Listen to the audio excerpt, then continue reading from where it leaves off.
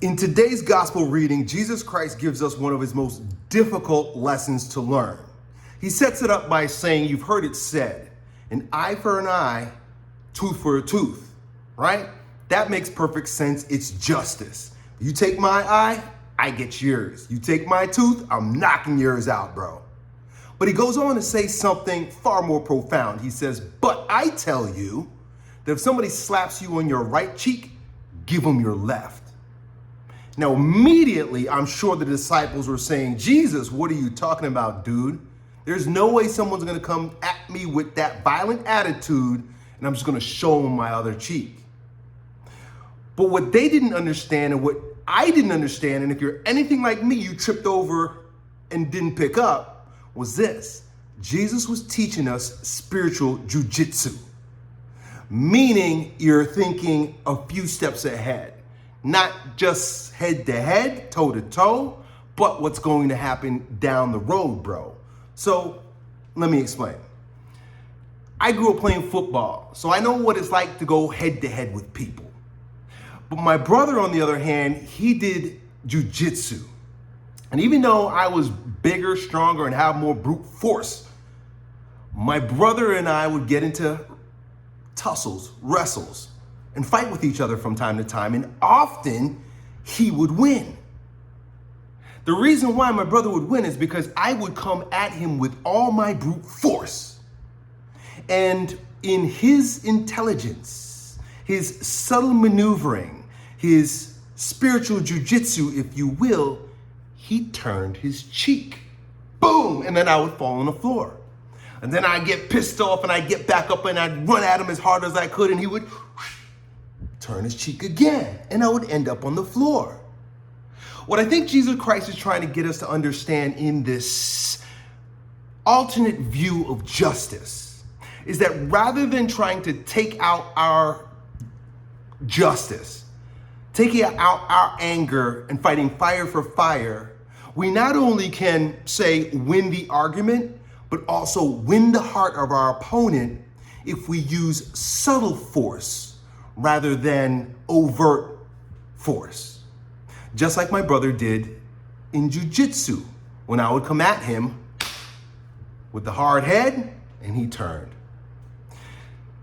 This is often played out in situations with people who've got a sort of spiritual sensitivity to them, where those who are a little bit more brute force in their attitudes towards them end up falling on their faces because of the subtle strength displayed. Let me give you an example. So Mother Teresa, many have heard her name. She's a saint in heaven, they say. She would help poor children in India, feed them food and give them healing and put clothes on their naked backs. Well, there's a story about her finding a poor child on the street.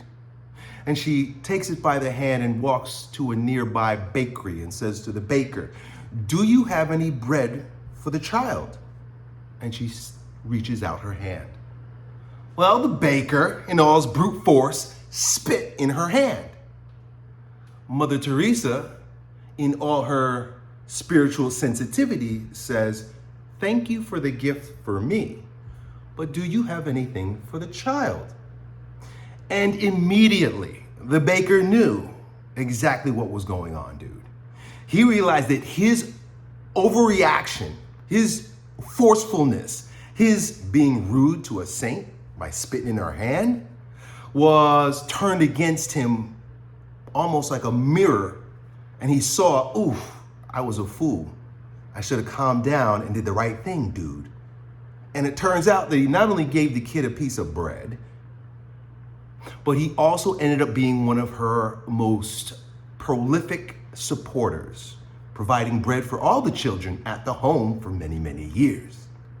So you see how where if it was me with brute force, I would have probably spit back at him, and then I would have got kicked out of there. The kid would never have gotten any bread. So I would have lost, he would have lost, and it would have been a mess for everyone. But because of the sensitivity of the spiritual jujitsu, of turning the other cheek in that moment, she literally turned her cheek and said, no, look at the kid, not me. She got what she wanted. There's another really good example of this. I think it was Nelson Mandela in South America, or South Africa, excuse me. During sort of, an apartheid moment, right, where there was perhaps a lot of racism and, people treating him poorly. Well, anyway, here's how the story goes. He's walking down the street, right, and I guess he's not supposed to be walking on the street because he's black. He's walking down the street or the sidewalk. He's walking down the sidewalk, and white guy, walks past him or walking up to him and says, "Move out of the way. I don't yield to monkeys." Ha! Right? Calling a black guy a monkey. And Nelson Mandela says, "No problem. I do." Whoop! He fell on his face. He took that aggressiveness, received it, absorbed it, and yielded to that guy's strength. He fell on his face. You see how it's sort of a turnaround, sort of a 5D move. It's sort of a more evolved, spiritual, intelligent move. That's what Jesus is asking us to do, dude. So don't take it as you're being weak. Take it as he's teaching you how to be a spiritual jujitsu artist in the moment. But it takes sensitivity and cleverness and God's grace.